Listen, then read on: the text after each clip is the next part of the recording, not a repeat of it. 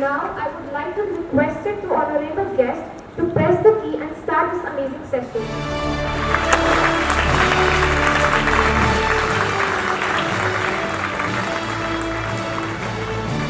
Thank you for the privilege to manage this youth parliament, where every student with different state, different language, different religion, different caste and different party, representing a single nation with different views. राज्य अनेक, राष्ट्र एक, बोली अनेक, भाव एक। आज मैं ऐसे भारत के एक ऐसे देश में हूँ जो अभूतपूर्व बदलाव के मंथन से गुजरा है और इस मंथन से प्राप्त अमृत रूपी न्यूज इंडिया का साक्षी बन रहा। एक ऐसा भारत जो हमारे बलिदानियों और स्वतंत्रता सेनानियों का गर्व है। आज इस संयुक्त सभा में 97 लोकसभा और राज्यसभा के सदस्य मौजूद हैं। मैं अपने राष्ट्र को समर्पित हूँ। मैं एक सोच हूँ, मैं विचार हूँ, मैं ऊर्जा हूँ। मैं ही वर्तमान हूँ, मैं भविष्य हूँ, मैं भारत हूँ, मैं भारतीय हूँ और मैं ही युवा हूँ। A good teacher will appreciate the good qualities of his students. If one good quality is allowed to emerge, a world of good qualities will emerge from that one. Our students have brilliant qualities and talents to show it to you. Without waiting, put your hands together for students in our youth parliament. Yes, Dr. Karan Punia is requested to announce one name from the list so that we can start.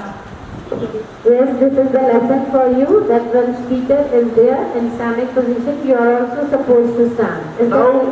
Now I take the chair as the Speaker of the joint session of Student Parliament, which consists of Lok Sabha and Rajya Sabha members. I have the list and I have the pleasure to be a speaker and a guest in the first ever joint parliament of Student Parliament at BPS. BPS is a very renowned school for me, my children and my family, and it is a pride of our city, Bhiwani. So with these words, I am grateful to Madam Asa Bauja, Madam Prabhat Paan, Tulsi, and your principal, Javindra Bhardwaj. These things give you input to learn about Parliament. I will just narrate a 1 minute story behind this thing. My maternal sister, Sudesh Dhankhar, is married to Vice President of India, Jagdeep Dhankhar. He was a lawyer, renowned lawyer, and I was in Ajmer, and he was contesting for the election of Bar Council of Rajasthan, and he became president. He sought help from me, being my relative. I helped him, and then he became president of Bar Council. Then slowly he went into the politics, and he was MP, member of Parliament from Dhurino. I was there, then he was MLA from Kisargarh, then he was again contested from Ajmer. In all elections I was there, and when he became MP from Dhurino, he was Deputy Minister Parliamentary Affairs with representing government and Kerala. And this parliamentary ministerial birth was very important in his life. He was then elevated as a governor and now he is Vice President of India. So I wish you good luck to all the parliamentarians who are here.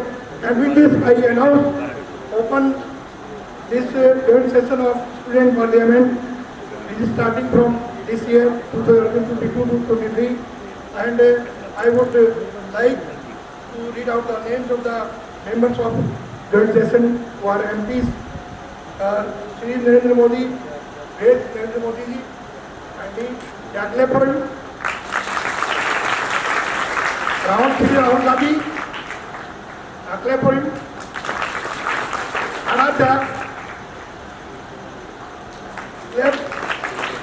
Rakesh Sinha, Smriti Jubain Irani, Jairam Ramesh, Piyush Goyal, Piyush Haramandir. They are all honorable members of Parliament, and with this proceeding, I declare this joint Parliament session open and kindly go ahead. I hand over the mic to Bharat को एक आज़ाद राष्ट्र बनाने माननीय अध्यक्ष महोदय करीब 75 वर्ष हो गए हैं, जिसमें देश ने करीब उतार चढ़ाव आदि का सामना करते हुए प्रगति की ओर कदम बढ़ाए। लेकिन माननीय अध्यक्ष महोदय, सही मायने में भारत को आज़ाद तो ज़्यादा समय नहीं हुआ है। भारत को भ्रष्टाचार से, भारत को परिवारवाद से, भारत को इमरजेंसी के कलम को लगाने वालों से, भारत को क्षेत्रवाद व जातिवाद से मुक्त हुए माननीय अध्यक्ष महोदय को ज़्यादा समय नहीं हुआ। खैर, देर ही सही, पर देश ने इन देशद्रोहियों को अपना सबक सिखा दिया है। माननीय अध्यक्ष महोदय, बड़ा आश्चर्य होता है जब यही लोग आज विपक्ष में बैठकर देश के प्रति अपनी चिंता दिखाते हैं। माननीय अध्यक्ष महोदय, बड़ा आश्चर्य होता है जब यही लोग आज देश हित का हवाला देते हुए सरकार द्वारा किए गए निर्णयों की बेबुनियादी आलोचनाएं करते दिखाई देते हैं। जो काम पिछले 60 वर्षों में न हो सका, वो काम अब 8 वर्षों में होता दिखाई दे रहा है। माननीय अध्यक्ष महोदय, इसे प्रगति न कहें तो और क्या कहें, इसे आज़ादी न कहें तो और क्या कहें। माननीय अध्यक्ष महोदय, एक समय था जब भारत की गिनती पिछले देशों में होती थी। एक समय था जब भारत की जनता के मौलिक अधिकार उनसे छीन लिए जाते थे। माननीय अध्यक्ष महोदय, एक समय था जब भारत के लोग व लोकतंत्र पर एक विशेष परिवार की हुकूमत होती थी। माननीय अध्यक्ष महोदय, और एक आज का समय है जहां भारत इन सब अभूतपूर्व घटनाओं से उभरकर एक प्रगतिशील देश बन गया है। आज की जनता कई ज़्यादा सुरक्षित व संरक्षित महसूस करती है। माननीय अध्यक्ष महोदय, ये सब देशवासियों के भरोसे 2014 में लिए गए निर्णय का परिणाम है, जिसके बाद देश ने कभी पीछे मुड़कर नहीं देखा। माननीय अध्यक्ष महोदय, अब Bharat make in India ideology पर चलकर देश में निर्यात व उत्पाद पर विश्व में अपनी एक नई पहचान बना रहा है। और तो और जल्द ही भारत में बना एयरक्राफ्ट कैरियर IAC विक्रांत भारतीय नेवी को सौंप दिया जाएगा। कोरोना काल में भी माननीय अध्यक्ष महोदय, भारत में भी वैक्सीन बनाई गई व उसे लोगों तक पहुंचाया गया। माननीय अध्यक्ष महोदय, प्रधानमंत्री गरीब कल्याण योजना में करीब 80 करोड़ लोगों को मुफ्त राशन का लाभ दिया गया। माननीय अध्यक्ष महोदय, आज भारत में विभिन्न अलग अलग टैक्सेस के बजाय वन नेशन वन टैक्स यानी GST को लाया गया है। और तो और माननीय अध्यक्ष महोदय, भारत में सिटीजनशिप अमेंडमेंट एक्ट यानी CAA को लाया गया, जिससे भारत ने अपनी वासुदेव कुटुंबकम नीति को एक बार में विश्व के सामने रखा। माननीय अध्यक्ष महोदय, यह गिनती जारी है और आगे भी देश में इसी प्रकार प्रगति और विकास से जुड़े कदम लिए जाएंगे और भारतीय जनता पार्टी ऐसे ही सबके साथ सबके विकास और सबके विश्वास से देश हित में निर्णय लेकर अपनी भूमिका निभाएगी। माननीय अध्यक्ष महोदय, समय की कमी के चलते मैं अपने शब्द को विराम देता हूँ व आपसे आज्ञा लेता हूँ। धन्यवाद। kindly hold the mic like this, bring it near to your mouth and take your script near to your face and then keep on reading so that your voice is not broken. Honorable Prime Minister spoke nicely, but there was some problem with the mic, so I do advise you to kindly do the needful. Shri Rahul Gandhi, please. Me, Rahul Gandhi. Thank you, Speaker Sir, for giving me the opportunity to speak here. I am here for representing the achievements of Congress Party. The Indian National Congress is a political party with widespread roots. Founded in 1885, it was the first modern nationalist movement to emerge in the British Empire in Asia and Africa. Under the leadership of Mahatma Gandhi, the Congress led India to independence from the United Kingdom.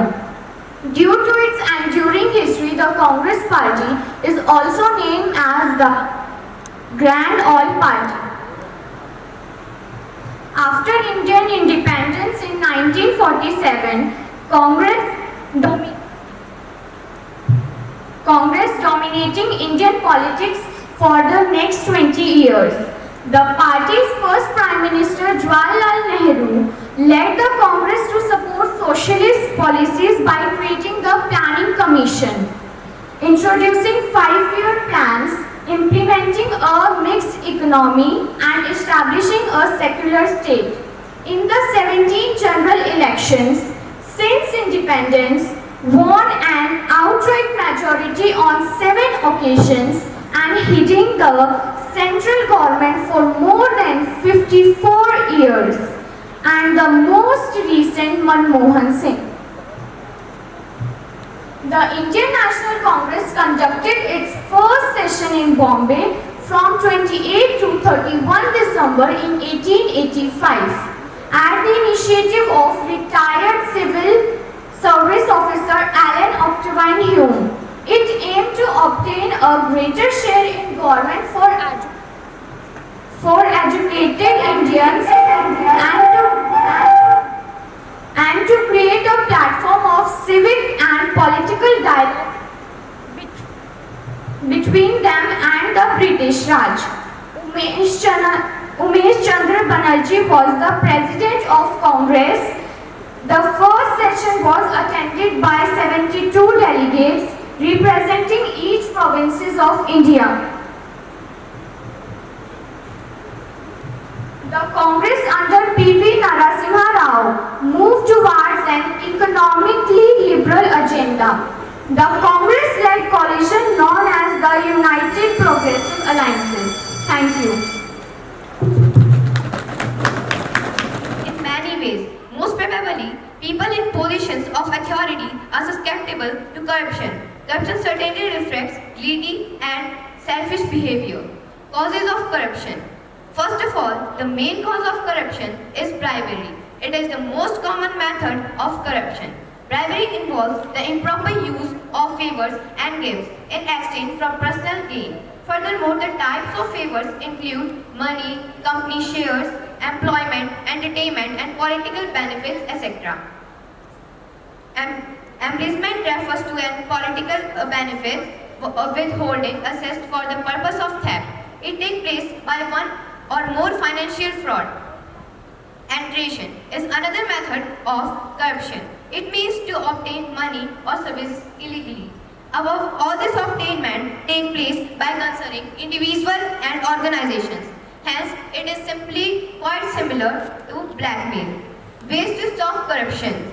According to IBAC, Independent Brand-Based Anti-Corruption, by report corruption, first, expose corrupt activities and risks that may otherwise remain hidden. Second, keep the public sector honest, transparent, and accountable. Third, help stop dishonest practices. Fourth, ensure that public sector employees act in the public interest. Fifth, making a complaint or providing information. And on conclusion, corruption is an intractable problem. It is a like debates can only be controlled but not totally eliminated. Thank you. Respected speaker sir, my elders and my dear friends, this is my opportunity to speak here in front of you. Thank you for giving me this opportunity. So let's start. This is the year when we are celebrating Amrit Mahotsav of our independence. With the independence, we, the people of India, got certain fundamental rights, which are our privileges and rights. But at the same time, there are certain obligations and duties mentioned in the Article 51A of our Indian Constitution, which aims at a progressive society and country. Every citizen has some fundamental rights on the behalf of the fundamental duties. Every citizen has some fundamental duties on the rights they enjoy. Fundamental duties are the duties of citizens towards the country. Every citizen has to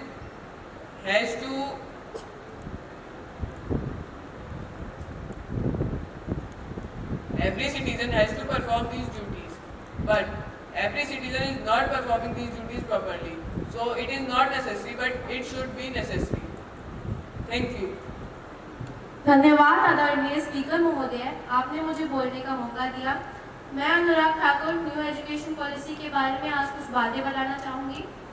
In India, the first change in the education policy was done in 1968, and there was a big change done between the gap of 52 years in 2020. that should be implemented 2022 in this year. इस नीति को बहुत ही सोच समझकर बनाया गया है। इस नीति को बनाने के लिए गांव के स्तर यानी पंचायत तक से भी सलाह मशवरा किया गया है। कस्तूरी रंगन जी जो इसरो में स्पेस साइंटिस्ट हैं, उनके मार्गदर्शन में इसे बनाया गया है। In the new education policy, 10+2 format has been ended and 5+3+3+4 format has been started. इस पॉलिसी से पहले गवर्नमेंट रिस्पॉन्सिबिलिटी लेती थी 12 साल तक एक बच्चे को पढ़ाने की, जब वो फर्स्ट क्लास से लेकर 12th क्लास के बीच में होता था। लेकिन इस पॉलिसी के बाद प्राइमरी लेवल एजुकेशन को भी डेवलप कराया जाएगा, जिससे बच्चे 3 साल तक और गवर्नमेंट के अंदर पढ़ेंगे और उनकी एजुकेशन डेवलप होगी। GDP investment in education should be increased 1.6% to 6%. This is a very great increase, and focusing on gross enrollment ratio, that should be increased 50% in education by 2030. MPHIL means Master of Philosophy should be continued. इस education policy के अनुसार सभी बच्चों को co-curricular activities में participate कराया जाएगा, जिससे उनकी स्किल्स डेवलप होंगी।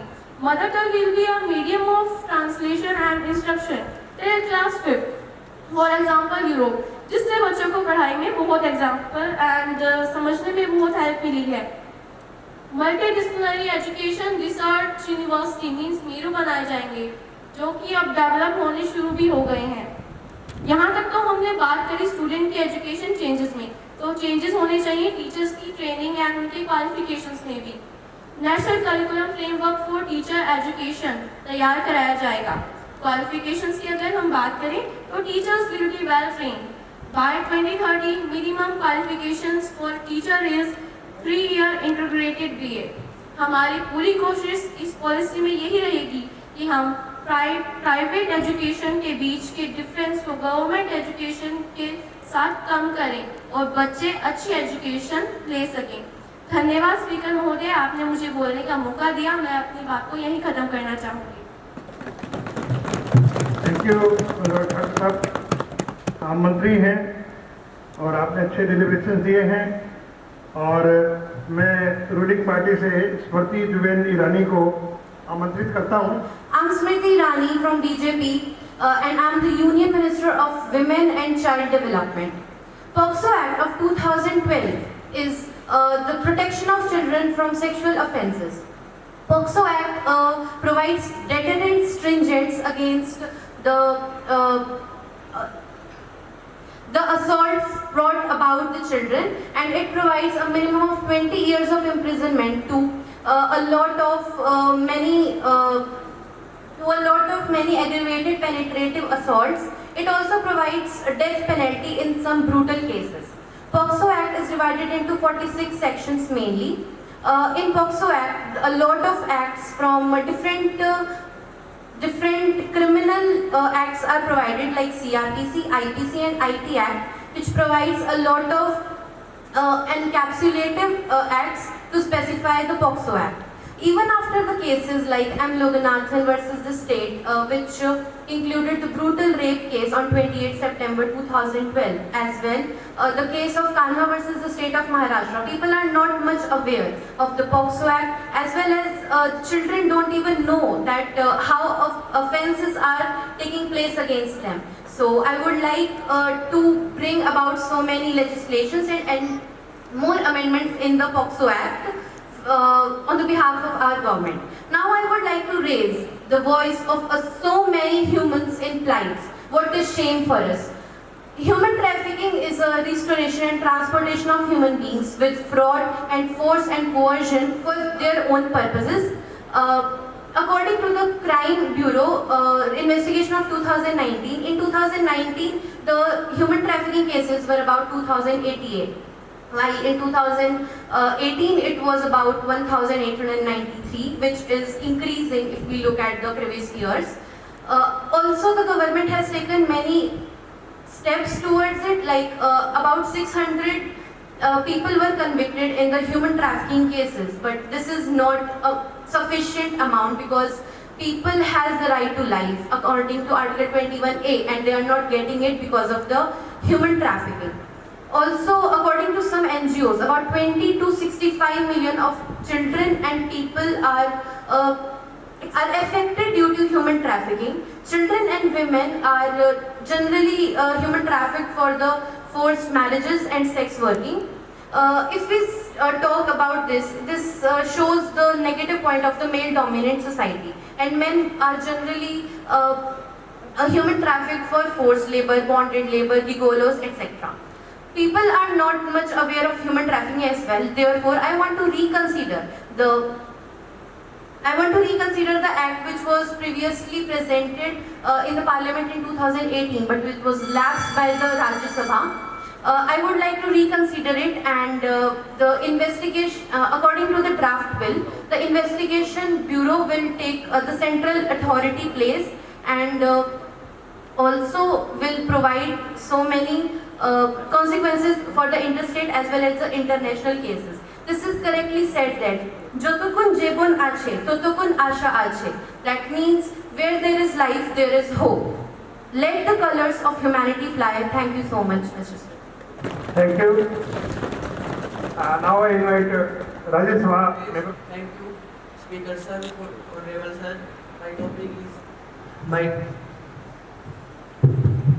My topic is improvement in sports.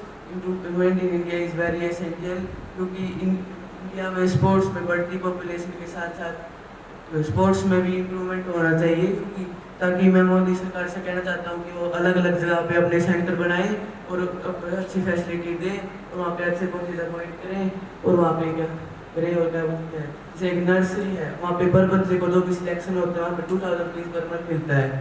जैसे पुअर पर्सन है, पुअर फैमिली से बिलोंग करते हैं, 2000 बहुत रुपीज़ कम है। जैसे मोदी सरकार के पास 6000 करोड़ का बजट है स्पोर्ट्स के लिए, तो मैं कहना चाहता हूँ कि उनको 2000 से कम 5 to 6000 रुपीज़ करने चाहिए। और ओनली 30 स्टूडेंट्स आज सिलेक्टेड होते हैं उसमें, और बल्कि 400 to 500 बच्चे वहाँ पे ट्रायल देने आते हैं, सिर्फ 30% ही वहाँ पे सिलेक्ट होते हैं। मैं कहना चाहूँगा वहाँ पे कम से कम 40 to 50% बच्चे सिलेक्ट होने चाहिए और करना चाहिए। तो इस तरह टॉप प्लेयर्स हैं मैम, जो ओलंपिक में और मैम कॉमनवेल्थ गेम्स में लेके आते हैं मेडल्स वगैरह, तो उनको मैम अच्छी फैसिलिटी मिलती है, मैम मीडिया अटेंशन मिलती है। लेकिन जो मिडिल प्लेयर हैं, जो टॉप की रेस में चल रहे होते हैं, उनको ना ही कोई मीडिया अटेंशन मिलती है, ना ही कोई मनी मिलती है, तो ये गलत बात है। तो जैसे मैम जो इंडिया में टैलेंट बहुत है, जैसे मैम टैलेंटेड पर्सन है, कोई आज के टाइम पे सिपाही हो जाता है, टैलेंटेड पर्सन पीछे रह जाते हैं तो वो डिमोटिवेट हो जाते हैं, ये बहुत गलत बात है। तो पीछे रह जाते हैं, और एक उदाहरण के तौर पे कोई पेड़ है, उसकी जड़ जितनी मजबूत होगी उसको उतनी अच्छे फल उगेंगे। इसलिए जैसे ही बच्चे को शुरू से जितनी अच्छी प्रैक्टिस और ट्रेनिंग मिलेगी, उसी के हिसाब से वो आगे अपना परफॉर्मेंस देगा ओलंपिक में से गेम्स या फिर कॉमनवेल्थ गेम्स में। Sir I conclude that Modi सरकार कहना चाहता हूँ कि वो अपना आगे जाए और अपने सारे अच्छे इंस्टीट्यूशंस खोलें, अकेडमीज खोलें for better development of students. Thank you. For giving me this amazing opportunity. I am Piyush Goyal, standing here to share my views on GST. GST stands for Goods and Services Tax. It is an indirect tax which has replaced many indirect taxes in India, such as the excise duty, service tax, etc. The Goods and Services Act was passed in the Parliament on 29th March 2019 and it came into effect on 1st July 2017. GST is the single domestic indirect tax which has been implemented for the welfare of our country. I believe that it is a very good step taken by our government of India to make a developed country. It is the one tax system which is really helpful for the people. Now, after knowing about GST, one question which is hitting my mind continuously is that what are the objectives of GST? Actually, there are a lot of them, but the two main objectives of GST are: first one is the foremost objective of GST is to create a common market with a uniform rate text in India. And the second one is to eliminate the cascading effect of taxes. GST allows set-off of prior taxes as input tax credit. According to our latest updates, the gross GST revenue collected in the month of July 2022 is 1,48,995 crore, of which CGST is 25,751 crore and SGST is 32,807 crore and IGST is 79,518 crore. The top states with higher GST revenue collection are smaller states like Ladakh, Pondicherry, Lakshadweep, Goa. The laggards includes Daman and Diu, Tripura and Bihar. In smaller states, it ranges from 15 to 40%. Now, one question which is arising in our minds is that whether GST is a boon or bane for our country. Now, according to me, GST is a great boon for our India to get enter in the list of developed nations very soon. Also, there are plentiful benefits of GST. Let me tell you some of them. First one is GST is a transparent tax and it also reduces the number of taxes. GST helps to reduce corruption, which means that greater use of IT will reduce human interference between the taxpayer and the tax administration, which will go a long way in reducing corruption. Also, GST will generate more employment and more financial resources, which will result in poverty eradication. GST also helps to reduce relief in the overall tax burden. Ultimately, for the trade and industry, GST will be the reduction in multiplicity of taxes. In nutshell, I just want to say that GST is a positive step towards shifting Indian economy from the formal to formal economy. It is important to utilize experiences from global economies that have implemented GST before us to overcome the implementing challenges. Speaker sir, I am Piyush and my topic is आर्थिक आधार पर आरक्षण। आज मैं आप लोगों के समक्ष कुछ बातें प्रस्तुत करूंगा। भारत को स्वतंत्रता मिलने के बाद संविधान का जो प्रारूप तैयार किया गया था, उसमें अनुसूचित जाति व जनजाति के लोगों को आरक्षण देने की व्यवस्था की गई थी। संविधान निर्माता यह जानते थे कि आरक्षण व्यवस्था प्रणाली देश के दीर्घकालीन हित में नहीं है, अतः उन्होंने आगामी 10 वर्षों के लिए आरक्षण की बात कही थी। भारत में आरक्षण हमेशा से ही एक चर्चा का विषय रहा है। हम 21वीं सदी में जी तो रहे हैं, परंतु आरक्षण की लड़ाई आज तक भी लड़ रहे हैं। हमारे देश के युवाओं को आरक्षण क्यों चाहिए, किस क्षेत्र में चाहिए और सही मायने में इसकी आवश्यकता है या नहीं, अगर आरक्षण हो तो इसकी नीति क्या होनी चाहिए, यह एक चर्चा का विषय है। क्योंकि आरक्षण का मुद्दा उठते ही समाज में सामाजिक विषमताएं का फैलना शुरू हो जाता है। आरक्षण सामाजिक आधार पर हो या आर्थिक आधार पर हो, यह एक चर्चा का विषय है। स्वतंत्रता के समय हमारे देश में सामाजिक विषमताएं ज्यादा थी, परंतु आज की स्थिति बिल्कुल विपरीत है। आज के समय में हमारे देश में सामाजिक विषमताएं कम व आर्थिक विषमताएं ज्यादा हैं। अमीरी व गरीबी में भी काफी अंतर आ चुका है। हमारे देश में जातिगत आधार पर आरक्षण की प्रावधान लागू की गई है, जबकि कुछ विशेष जातियों में लोग पहले से ही समृद्ध व अमीर परिवारों से हैं, तो उन्हें आरक्षण की क्या आवश्यकता है। आरक्षण की प्रणाली आर्थिक आधार पर ही होनी चाहिए, क्योंकि हमारे समाज का सामाजिक न्याय सिद्धांत भी यही कहता है कि हर व्यक्ति को सामान्य जीवन जीने की स्थिति में लाना चाहिए, और यह तभी संभव हो पाएगा जब हम यथास्थिति आर्थिक प्रणाली को सामाजिक से हटाकर आर्थिक आधार पर ले आए। जातिगत आधार का सबसे बड़ा नुकसान यह भी हो रहा है कि कुछ विशेष जातियों में लोग अमीर भी हैं और गरीब भी, जिसके कारण जो गरीब व्यक्ति जो सही मायने में आरक्षण का हकदार होना चाहिए, वह इन सब चीजों से वंचित रह जाता है।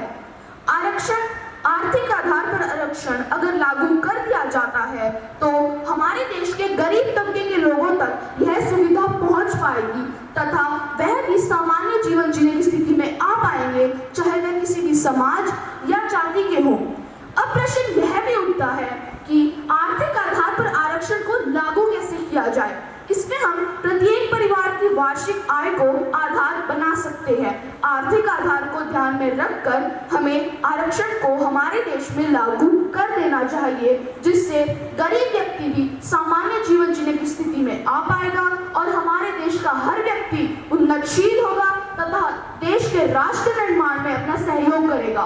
धन्यवाद। am going to speak about the disadvantages of subsidy. First of all, we know about subsidy. A subsidy is an incentive given by the government to the people of country and businesses in the form of cash, grant or taxes that to improve the supply of certain goods and services with the aim of promoting economic and social policies. Subsidies given by the government on many sectors like health, education, electricity, public transport, agriculture, tax, house, NGOs, export, import tax and many more. Are these subsidies helpful for needy one? No, not. Why not? Because government subsidies are misused in many cases. The benefits not reach the poor people for whom the subsidy was started, but benefits reach the well-wishers of society, big companies and politicians themselves. In this case, subsidies are misused. A politician and political party use it as a weapon before election. They come up with fancy subsidies to getting vote. Due to shortage of supply, a price low demand of product is increased that the government may find very hard to meet. Economic burden. A subsidy is very expensive for government as government can be required to take international loan to support for continuous subsidy programs. In agriculture sector, the benefits not reach the small and poor farmers. The benefits, substantial amount of subsidies go to the fertilizer industries and prosperous farmers. Tax subsidies come from taxes which general public pay. If subsidy fails to reach the required due to incorrect implement and corruption, the government might increase taxes to collect more money for subsidy programs. They might increase taxes for normal people. Difficulty in measuring success. It is difficult for government to make a report of its success. This is because it is hard to quantify the success of subsidies. It creates a burden on middle class, and we are the major taxpayer and we will get the same subsidies, so it should not be there. People do not feel the real value of prices. The subsidy creates the illusion for the people. They think prices are less, but actually they are not. At the end, I want to say that a subsidy is good only if they reach the needy one and there is no tricks between the well-wishers of politician and political party. Thank you, Speaker Sir, for your kind attention. अध्यक्ष महोदय जी को मेरा कोटि कोटि नमन। आपने मुझे बोलने का मौका दिया, इसके लिए मैं तहे दिल से आपका आभारी हूँ। मैं अमनदीप एक सांसद हूँ। मैं एक बार भिवानी से गुजर रहा था, तब मेरा ध्यान एक स्कूल की ओर गया। वो स्कूल था भिवानी पब्लिक स्कूल। उस स्कूल को देखकर मेरी आंखें फटी की फटी रह गई कि ऐसी सुविधाएं भी कहीं हैं।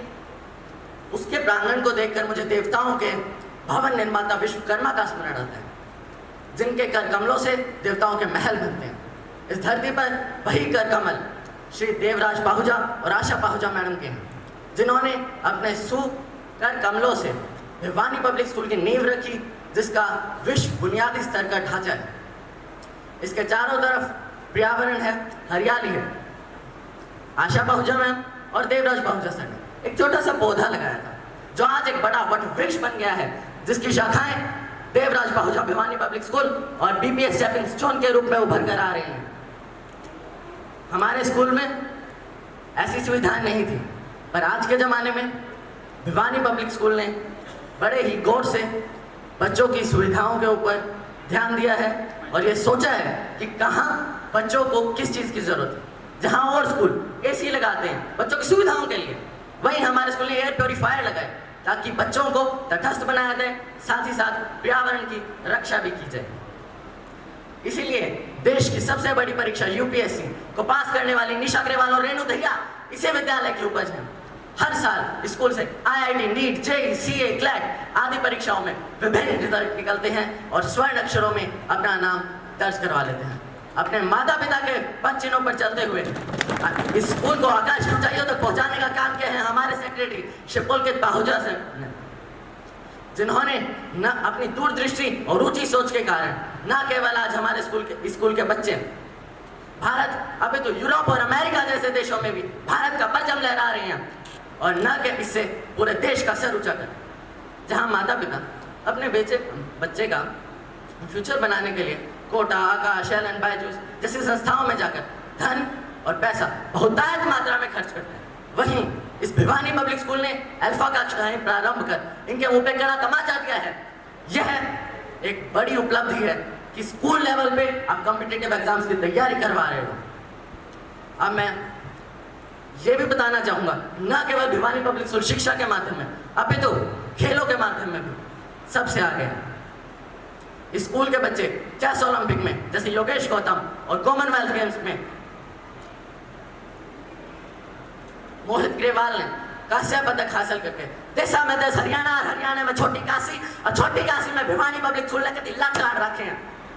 यही एक बात और जोड़ते हुए बताना चाहूँगा, जब हम स्वतंत्रता का 100वां स्वतंत्रता दिवस मना रहे होंगे, तब निशा अग्रवाल इस देश की नंबर 1 ब्यूरोक्रेट होगी और न केवल हमें और आपको बल्कि इस पूरे देश को उस पर गर्व होगा। अध्यक्ष महोदय जी से मैं निवेदन करूंगा कि अगर आप भी कभी भिवानी जाएं तो स्कूल में जरूर जाइएगा, और ये मेरा दावा है कि आप भी उस स्कूल के मैनेजमेंट को देखकर हंसना भूत रह जाएंगे। धन्यवाद।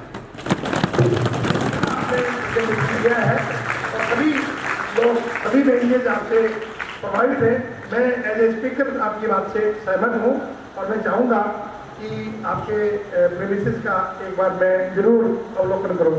बहुत बहुत आभार आपका, आपने बहुत अच्छे वक्तव्य दिया है और अब आप अपना स्थान ले सकते हैं।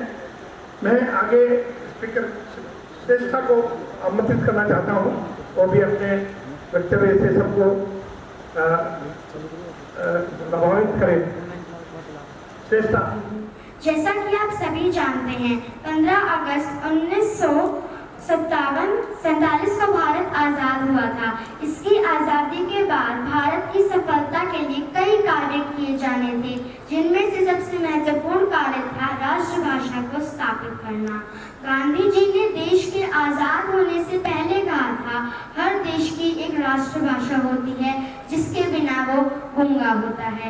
इसीलिए गांधी जी ने हिंदी को राष्ट्रभाषा बनाने के लिए इतने प्रयत्न किए। ब्रह्म समाज के संस्थापक राजा राम मोहन राय ने कहा, समग्र देश की एकता के लिए हिंदी को अनिवार्य समझा।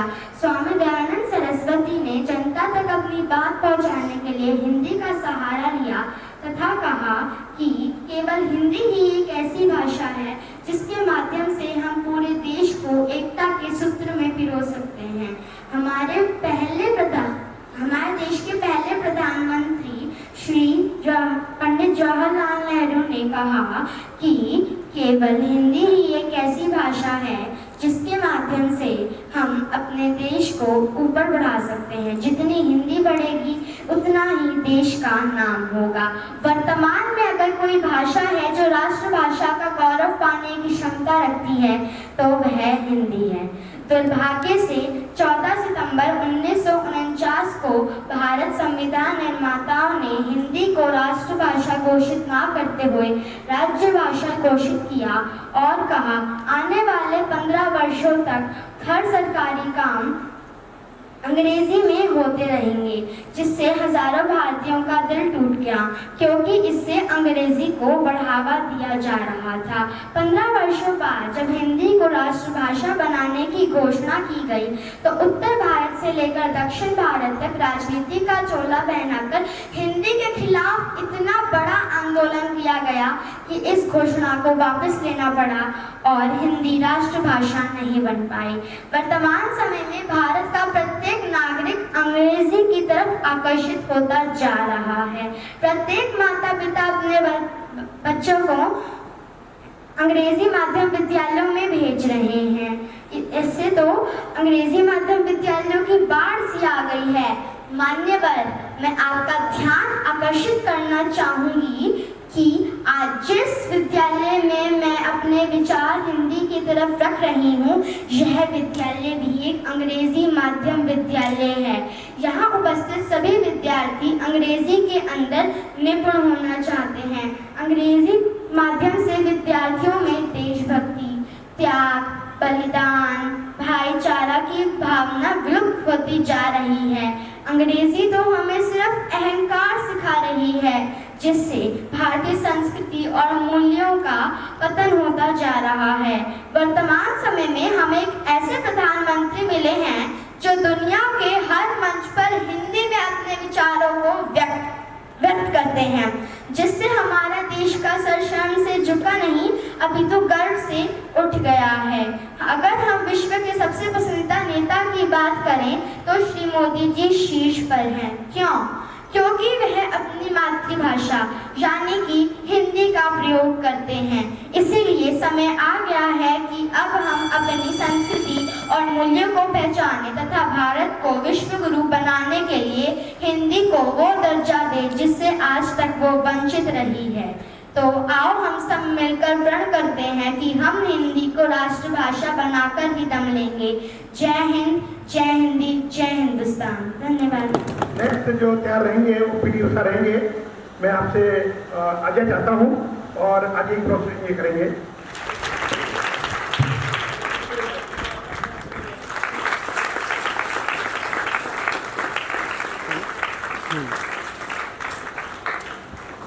Now I request Pillu Valkalli Teka Parvan Usha ji to speak upon her topic. अध्यक्ष महोदय का धन्यवाद करना चाहती हूँ जिन्होंने मुझे बोलने का अवसर प्रदान किया।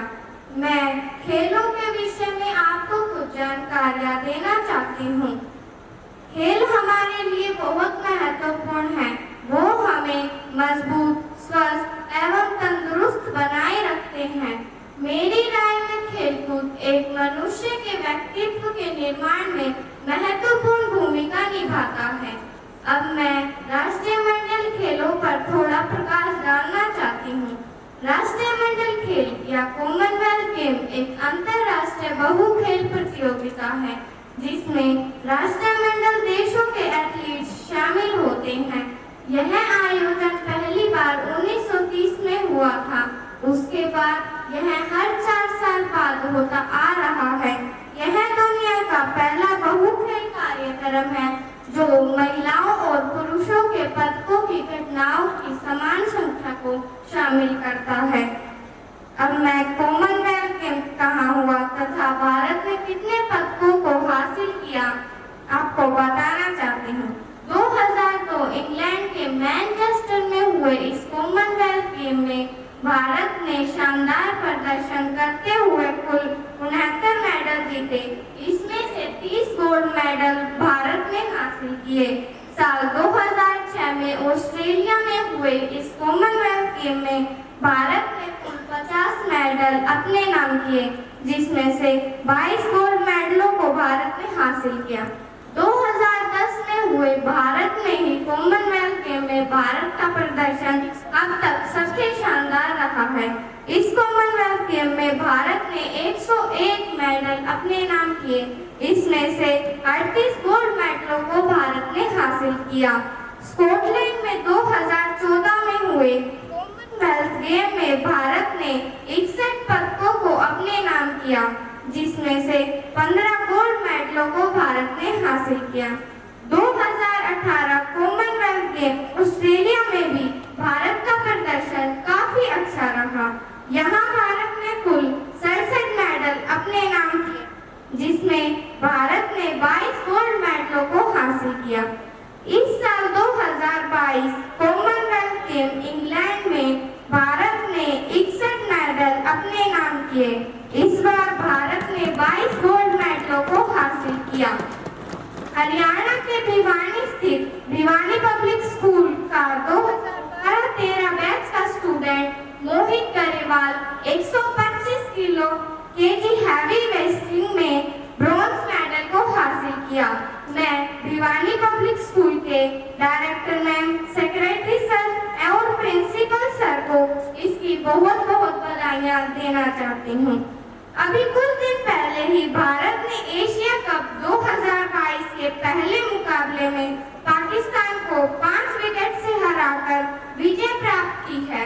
भारत टीम ने पाकिस्तान द्वारा दिए गए 138 रनों के लक्ष्य को 19.4 ओवर में 5 विकेट खोकर हासिल किया। यह हर भारतीय के लिए बड़ी गर्व की बात है। मैंने आपको कॉमनवेल्थ गेम के बारे में काफी कुछ बताया है, परंतु अभी भी एक चिंता का विषय है।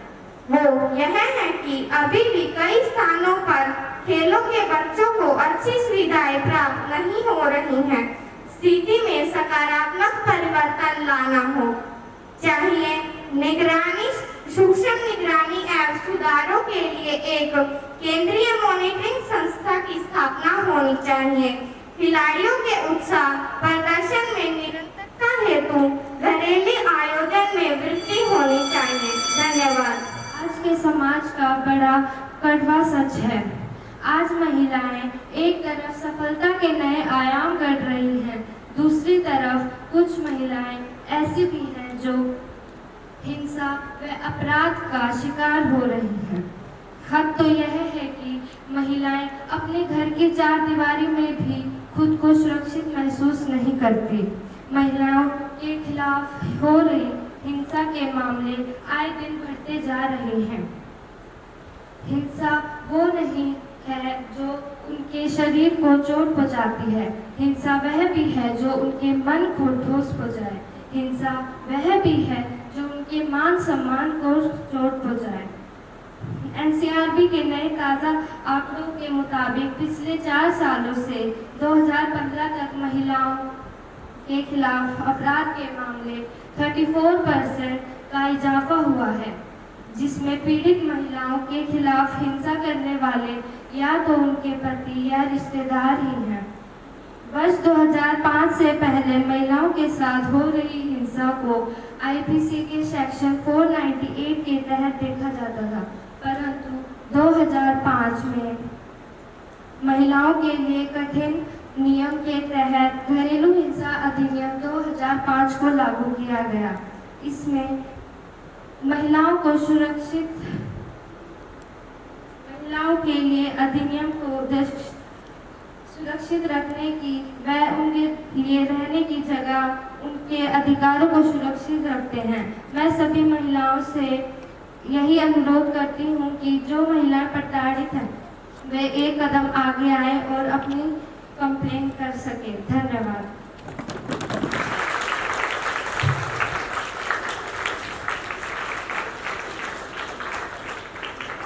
Today I, Derek O'Brien, is sharing my views on domestic violence.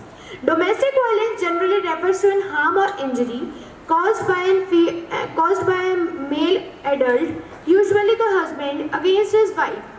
There are mainly 5 types of domestic violence: sexual violence, financial violence, cultural violence, emotional violence, and verbal abuse.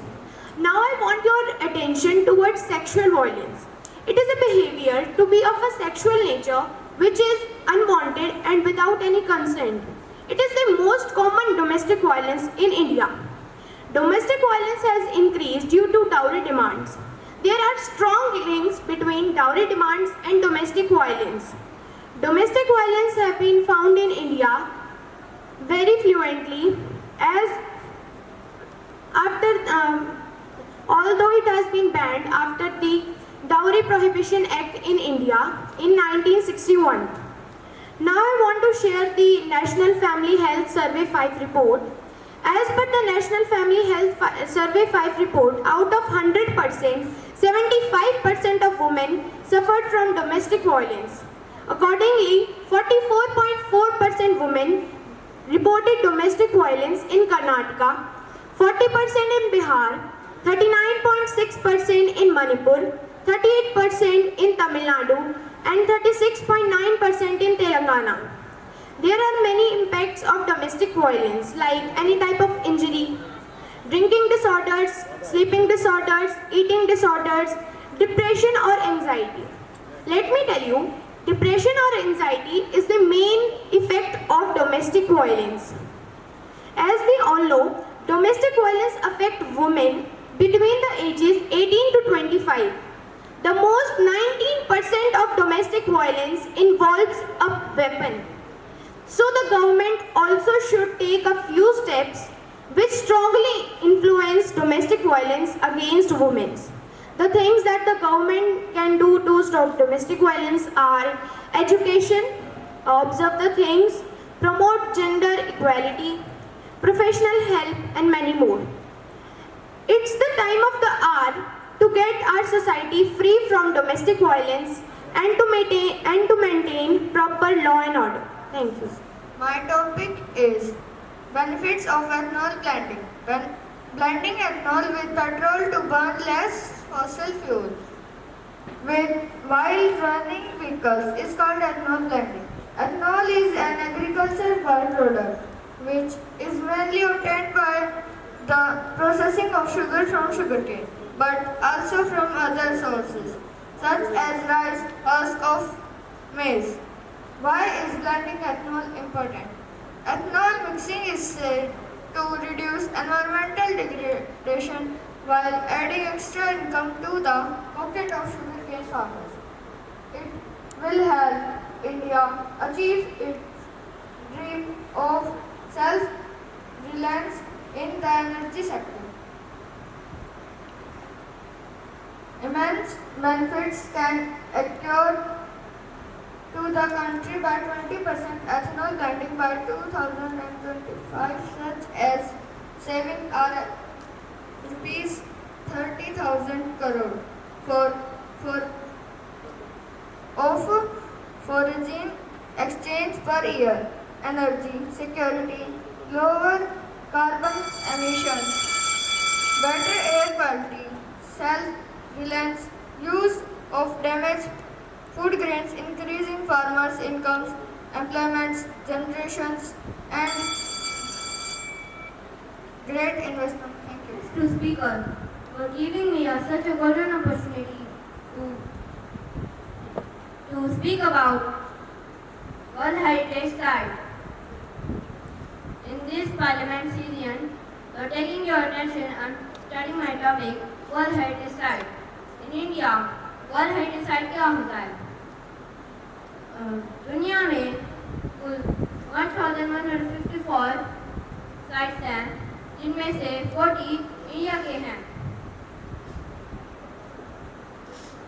जिसमें हमारे देश को यूनेस्को को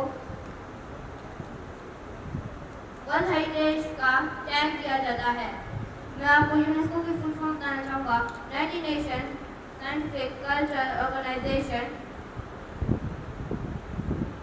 40 साइट्स को 3 भागों में बांटा गया है, 32 कल्चर साइट, 7 नेचर साइट और 1 बीच साइट। अब मैं आपको कुछ साइट की लोकेशन बताना चाहूँगा।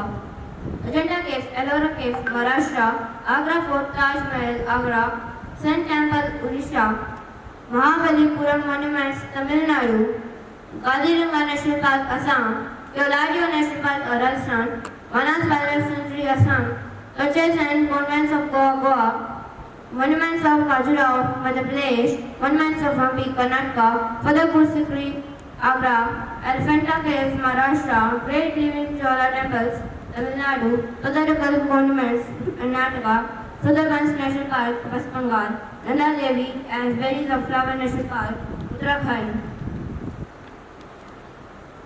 Monuments of Buddha, Sanchi, Madhya Pradesh, Human Tomb, Delhi, Qutub Minar and its monuments, Delhi, mountain railways of Darjeeling, Kalka, Shimla and Nilgiri, Darjeeling, Mahabodhi Temple, Bihar, Bhimpet, Karok Shelters, Madhya Pradesh, Chhatrapati Shivaji Terminus, Maharashtra, Charminar, Pavagadh Archaeological Park, Gujarat, Red Fort, Jantar Mantar, Delhi, West Ghat, Karnataka, Kerala, Tamil Nadu, Maharashtra, Hill Forts, Rajasthan, Rani Ki Vav, the Queen's Temple, Gujarat, Great Himalayan National Park, Madhya Pradesh, Nalanda, Bihar,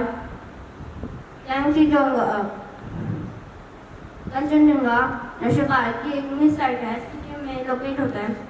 Architectural work of Lee Corbusier, Capitol Complex, Chandigarh, the historic city Ahmedabad, Victorian Gothic and Art Deco and Savills, Mumbai, the Pink City Jaipur, Kagadiya, Rudreshwar Temple, Telangana, Dholavira Gujarat. Dholavira ने भी 2021 में अपने देश को world heritage का tag दिया। Sir ma'am, इसी से इंडिया का सॉफ्ट पावर पूरी दुनिया में बड़ा है, इसीलिए मैं भारत सरकार को बधाई देना चाहता हूँ। धन्यवाद मैडम स्पीकर।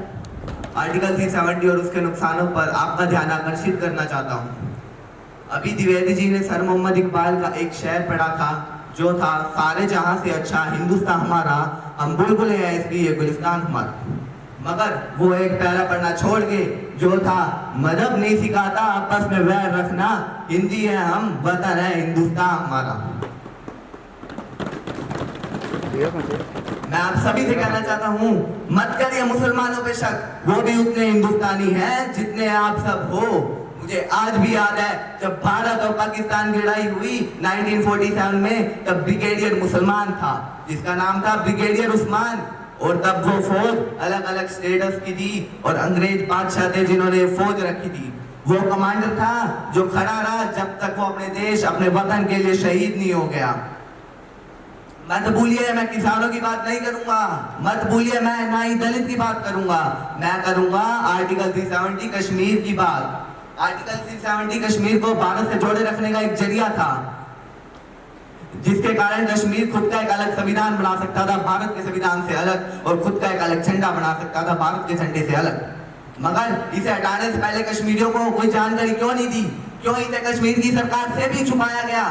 कश्मीरियों के लिए फाजीवाद के बराबर है, क्योंकि 5 अगस्त 2019 को कश्मीर के सारे लैंडलाइन बंद कर दिए गए, इंटरनेट बंद कर दिए गए, सारे कश्मीरी राजनीतिक नेताओं को नजरबंद कर दिया गया, सब कश्मीरियों को घर के अंदर बंद कर दिया गया, और यहाँ तक तो वहाँ पे फौज भेज दी, और कुछ दिनों बाद वहाँ पे कश्मीर पे फैसला ठोक दिया कि आर्टिकल 370 खत्म कर दिया गया है। मैं आर्टिकल 370 के नुकसानों पर भी आपका ध्यान डालना चाहता हूँ। पहला, धारा 370 खत्म होने से स्थानीय लोगों की भावना पैदा हो गई है, स्थानीय लोगों की असुरक्षा की भावना पैदा हो गई है, क्योंकि उन्हें अपनी दोहरी नागरिकता छोड़नी पड़ी।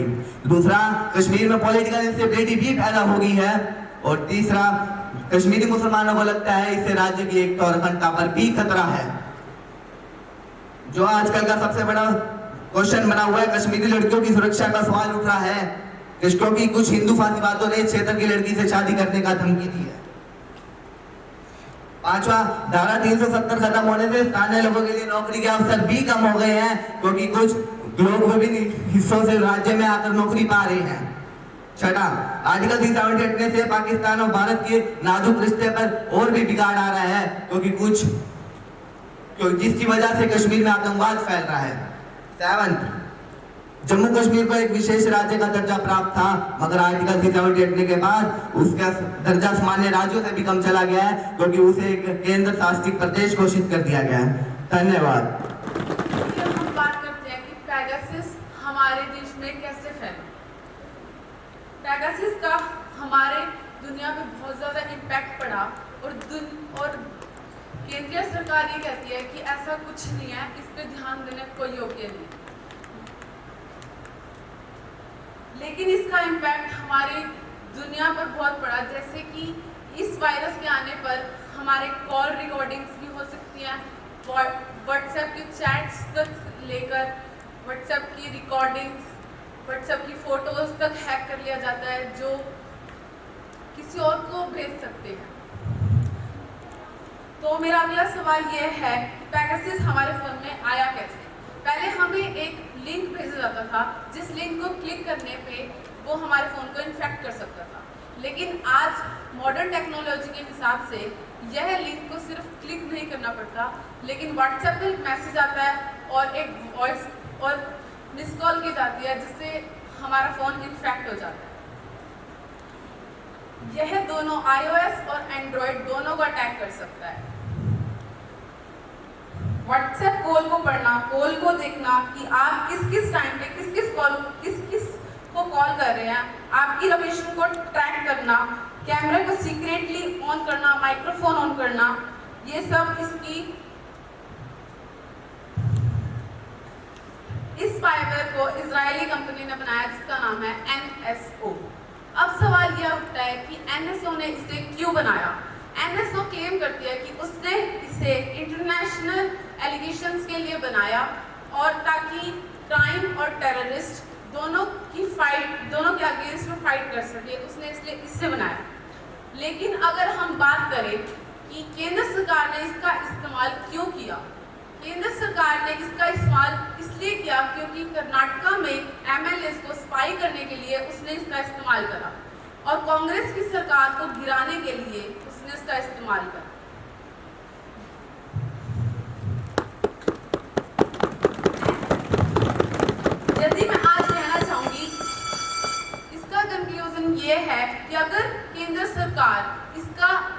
इतना ही अच्छा समझती है तो फिर वो ये क्यों नहीं चाहती कि इसका इन्वेस्टिगेशन हो। इसका इन्वेस्टिगेशन केवल सरकार द्वारा नहीं, इसका इन्वेस्टिगेशन सुप्रीम कोर्ट द्वारा भी होना चाहिए ताकि इसके इन्वेस्टिगेशन में पता चले कि इस पेगासस के क्या क्या फायदे हैं और क्या क्या नुकसान है। Thank you. Thank you for giving me this opportunity to speak on the topic liquor ban. मैं हरिवंश नारायण सिंह जेडीयू पार्टी का सदस्य आज आपके सामने एक ऐसे विषय के बारे में बताना चाहता हूं जो हमारी आर्थिक व्यवस्था को खराब करता जा रहा है, अल्कोहल। देश में ऐसे 3 राज्य ऐसे भी हैं जिन्होंने इसको सफलतापूर्वक अपने राज्य से हटा दिया है। Direct principle of state policy Indian constitution के आर्टिकल 47 के तहत कोई भी स्टेट ऐसी इंटॉक्सिक ड्रिंक्स जैसे अल्कोहल को अपने स्टेट से बैन कर सकता है। इन 3 राज्यों में से एक है बिहार। 2015 के इलेक्शन में जब जेडीयू पार्टी ने अपना मैनिफेस्टो निकाला तब उन्होंने कहा कि अगर हमारी सरकार जीतती है तो वह एक ऐसा लॉ बनाएंगे जो अल्कोहल को बिहार से पूरी तरह बैन कर देगा, जैसा कि उन्होंने किया भी। इलेक्शन जीतने के बाद 5 अप्रैल 2016 को काफ़ी प्रयास के बाद एक ऐसा लॉ बनाया गया जिसे हम द प्रोहिबिशन लॉ के नाम से जानते हैं, जो अल्कोहल की मैन्युफैक्चरिंग, ट्रांसपोर्ट और सेल पर पूरी तरह प्रतिबंध लगा देता है, जिसके कारण आज बिहार एक ड्राई स्टेट माना जाता है। इसके कई फायदे हमारे सामने हमें देखने को मिलते हैं, जैसे क्राइम रेट जो बिहार का किसी समय पे बहुत ज़्यादा बढ़ रहा था उसमें 27% की भारी गिरावट देखने को मिलती है। अदर क्राइम जैसे डोमेस्टिक वायलेंस और रोड एक्सीडेंट के केसेस में भी एक भारी गिरावट देखने को मिली है। हमारी सरकार ने अभी तक 4 लाख से ज़्यादा लोगों को इलीगल अल्कोहल मेकिंग के जुर्म में दंड भी दे चुके हैं। इससे हमारी सरकार को अल्कोहल बंद करने से हमारी सरकार को एक भारी नुकसान भी हुआ। 10,000 करोड़ का रेवेन्यू जो अल्कोहल मेकिंग के टैक्स के रूप में हमें मिलता था वह अब बंद हो गया है, जिसके कारण हमारी सरकार को आर्थिक रूप से एक बड़ा नुकसान हुआ। लेकिन हमारी सरकार ने रेवेन्यू को ना देखते हुए हमारे राज्य के लोगों की सेहत को आगे रखा और ऐसे काम हमारी सरकार आगे भी करती रहेगी। धन्यवाद। ध्यान आकर्षित करना चाहूँगा कि हमारी जो सरकार 1991 में कांग्रेस की सरकार आई थी, उस सरकार ने बहुत बड़ा रिफॉर्म देश में लागू किया था, जिस रिफॉर्म का नाम एलपीजी रिफॉर्म था, लिबरलाइजेशन, प्राइवेटाइजेशन, ग्लोबलाइजेशन। अब सभापति जी, हमने इस रिफॉर्म को क्यों इंडिया में इस्टेब्लिश किया था, मतलब हमें इस रिफॉर्म को इस्टेब्लिश करने की क्या ज़रूरत पड़ी थी? हमें इसकी ज़रूरत इसलिए पड़ी थी क्योंकि 1947 टू 1991 तक हमारी जो इकोनॉमी थी वो क्लोज्ड इकोनॉमी थी, जिसकी वजह से हमारे देश में विदेशी मुद्रा बिल्कुल भी नहीं आ पा रही थी, क्योंकि हमारा जो करंट अकाउंट था उसमें पैसा एक्सपोर्ट और इंपोर्ट से आता है। एक्सपोर्ट हमारे देश में हो ही नहीं रहा था, अगर हो भी रहा था तो बहुत कम मात्रा में हो रहा था। इसलिए हमारे जो करंट अकाउंट का पैसा था वो सिर्फ जाता जा रहा था, हम घाटे में जा रहे थे।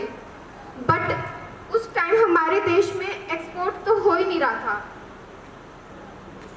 अब आप ऐसे मानिए कि आप कमाते तो 1 लाख रुपए हैं और आपके जो एक्सपेंसेस हैं, खर्चे हैं, वो 1.5 लाख रुपए हो रहे हैं। मतलब जो आपके खर्चे हैं वो आपकी कमाई से ज़्यादा हो रहे हैं। ऐसा ही कुछ हमारे देश में हो रहा था।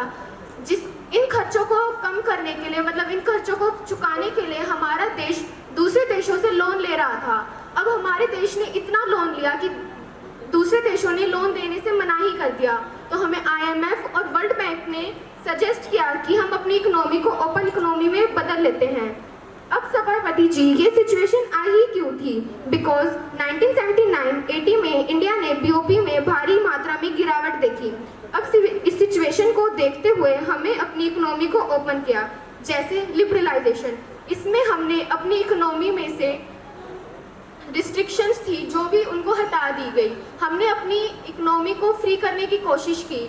जितने भी रिस्ट्रिक्शंस थी, गवर्नमेंट की परमिशंस वगैरह थी, पार्टिसिपेशन था, उसको बहुत कम कर दिया, ताकि जो लोग हैं जो ट्रेड और इंडस्ट्रियल सेक्टर में खड़ा होना चाहते हैं वो खड़ा हो सके और हमें रिस्ट्रिक्शंस को फेस ना करना पड़े, फ्री कर दिया।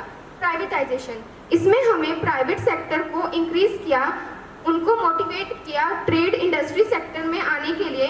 गवर्नमेंट कोटा को रिमूव करने की पूरी कोशिश की गई जो सफल भी हुई। ग्लोबलाइजेशन, इसमें हमने अपनी इकोनॉमी को पूरी दुनिया से जोड़ा, परमिट को दूर करने की कोशिश की, फॉरेन ट्रेड को बढ़ावा दिया जिससे हमारा फॉरेन ट्रेड, फॉरेन एक्सचेंज बढ़ा और हमारी जो बाहर की विदेशी मुद्रा थी वो इंडिया में आने लगी। और मैडम इसका ही नतीजा है कि आज देश की करंट अकाउंट और कैपिटल अकाउंट सरप्लस में है। और इसका एक और नतीजा है जी कि जो नरेंद्र मोदी जी के पास सरकार है उसके अंदर 680 बिलियन डॉलर का रिजर्व इकट्ठा हो पाया है।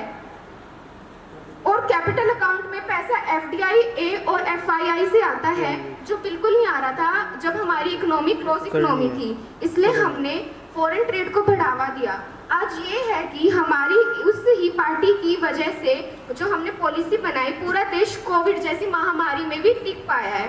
और हमने अच्छा किया, उसी कारण आज इतनी भी गवर्नमेंट आई है, सरकार आई है, रूलिंग पार्टी आई है, वो इकोनॉमी में स्टेबल हो पाई हैं, जिसके लिए मैं क्रेडिट कांग्रेस पार्टी को देना चाहूँगा कि हमने इतना बड़ा रिफॉर्म इंडिया में एस्टेब्लिश किया, इकोनॉमी को स्टेबल किया और जितनी भी वर्ल्ड की GDP है उसके अंदर बहुत अपना अच्छा पार्टिसिपेट किया GDP में।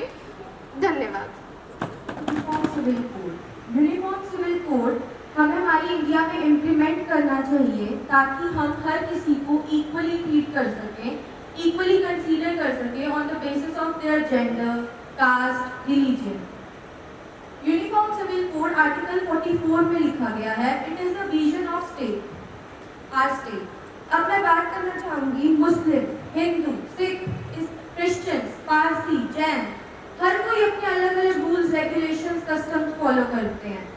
देखा जाए तो मैरिज हिंदुओं में अलग कस्टम से की जाती है, मुस्लिम में अलग, क्रिश्चियंस में अलग, जैन में अलग। सेम एज डिवोर्स जैन में अलग तरीके से किया जाता है, हिंदू में अलग, मुस्लिम में अलग, क्रिश्चियंस में अलग, बुद्ध में अलग। अगर हमें मेंटेनेंस, ऑब्वियसली रिलीजियंस में हर किसी को डेवलपमेंट और मेंटेनेंस करनी पड़ती है।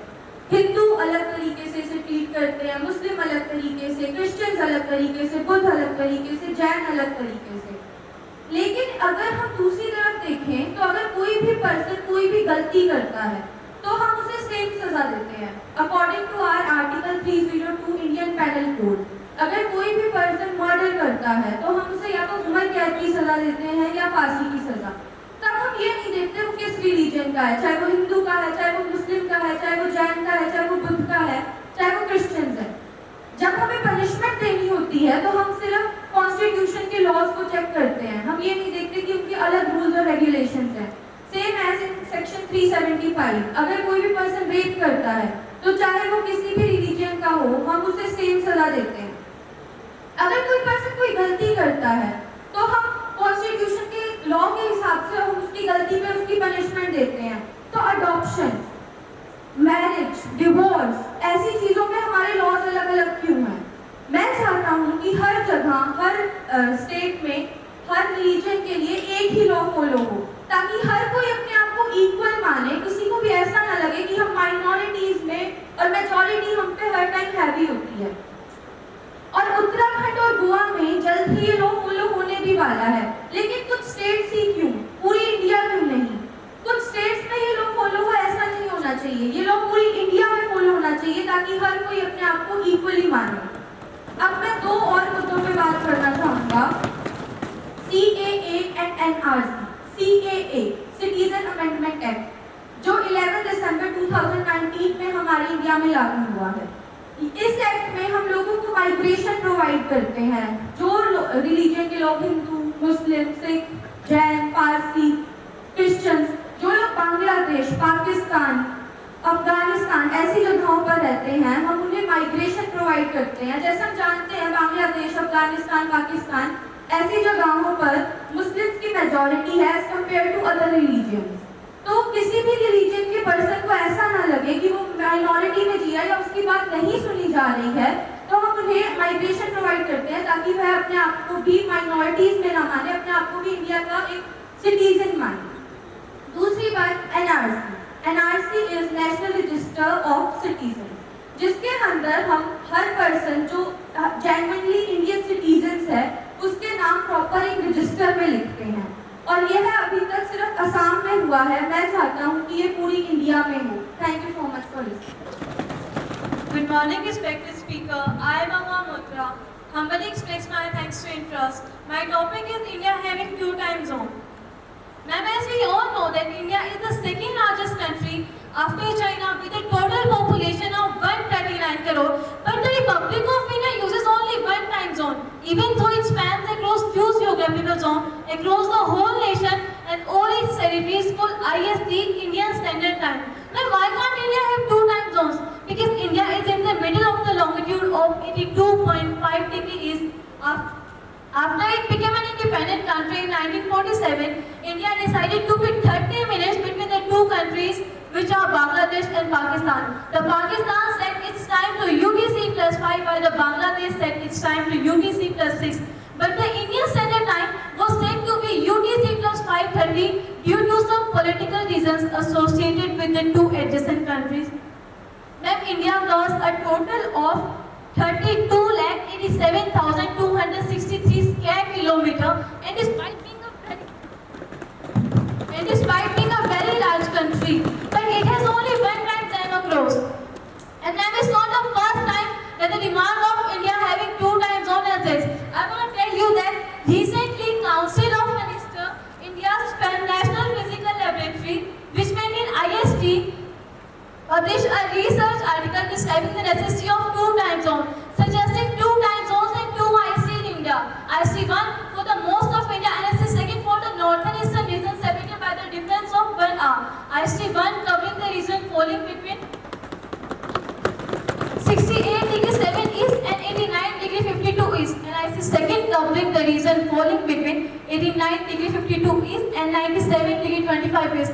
And the reason behind this demand is that Northeast have long complained about the effect of a single time zone on their lives and on their economics. In 2006, India's Federal Planning Commission recommended the division of the country into 2 time zones. NPL, National Physical Laboratory, India's official timekeeper, I repeat my words, NPL, who is the India's official timekeeper, has supported a long-standing demand for the separate time zones in India. Now, India really needs 2 time zones because India is geographically the second largest country not to have multiple time zones. Now, India stretches 97 degree 25 minutes east to Arunachal and 68 degree 7 minutes to Gujarat, and almost 30 degree of longitude, which is more than enough to have 2 time zones in India. And its benefits are advancing IST by just a half hour would result 2.7 billion in unity electricity every year. I want to tell you that 2 time zones will align standard time with daylight time, reducing in energy consumption, will significantly cut down India's carbon footprint. As I say, 2 time zones will allow standard time with daylight time. Now, daylight time is a procedure in which the time is adjusted in forward in spring and is readjusted backward in autumn. And its advantages are, it helps to save energy, it provides additional daylight hour in the evening, and it helps to increase the tourism, as due to the increase of daylight hours would stay out for a longer period and spend more. And my way forward for my topic is that implementation of this recommendation must be supported by the ability of the government to gather data and track changes in economic pattern of the nation. It is important to consult all stakeholders and arrive at a better solution, so as us to consult all the lost light hours that are given by a common IST. That's all I had to say, and I wish that there will be 2 time zones in India in the future. Thank you. India's big opportunity to state my views on gender discrimination. Gender inequality, or in other words, gender discrimination, refers to unfair rights between male and female based on different genders roles, which leads to unequal treatment in life. It is an issue that has been debated for many decades. It is a social problem which causes unfair treatment in society. It has different effects on the society. It has effects on the scale of population. The number of newborn boys and girls are unequal. In regards to education, the ones being discriminated are the females. Why? The ones being discriminated are the females. Education is a fundamental right which should not be restricted to a certain gender. Increasing female education improves human development outcomes such as child survival, health, and schooling. Economy is the field that is most affected by the discrimination of gender. Gender inequality is also evident in workplaces. Men earn more for doing the same work as women. Why did gender inequality happen? The answer to this question is not simple as it may seem. The most important cause of gender inequality would be stereotypes. Typically, women are thought of housewives who take care of children, stay at home, and cook food. Men are supposed to work and support the family. Why? But in modern society, the thought of the typical housewife has changed. Women are being educated and start to work in different fields. From all the gender inequalities, obviously an urgent problem in the world. Despite the fact that its value much decreases, but it still exists and make a lot of people suffer in its consequences every day. And there are many reasons leading to gender discrimination which cannot be solved easily. However, with education and progressive thoughts of people, there are reasons to trust in the future of gender inequality being stopped. Some example of gender discrimination that female has experienced are the gender gap, being forbidden to drive, restriction on clothing, not being allowed to travel, honor killing, female genital mutilation, female infanticide, lack of legal right. Thank you, Speaker Ma'am, for giving me a big opportunity. Good morning, one and all present here, and respected speaker. I am Mojasvi. I am standing here in front of you to state my views on the topic of population control bill. Increasing population is directly related to increasing revenue. The term meta preferences was used in 2018. The Law Commission mainly works on Hum Do Hamare Do policy. In the 2020 bill proposes to introduce a two-child policy per couple to aims incentivized to through its adaptation in various ways such as educational benefits, home loans and benefits, better employment. The bill will help to empower women in various ways. UP control, population and stabilization welfare suggested this bill. The Law Commission is released by the State Law Commission of UP in 2021.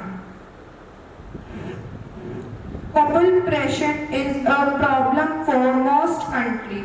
On the World Population Day 2021, the State Law Commission of UP has released a draft bill population control. Let us know why is World Population Control is necessary. The bill is according to a two-child policy that aims to cases pollution, growth and achieve a goal subsistence development. People are means as well as end of economic development. Increasing population is directly related to poverty. In India, the second rank in the term of population rank after China. I hope you have a wonderful vision on my topic. Thank you.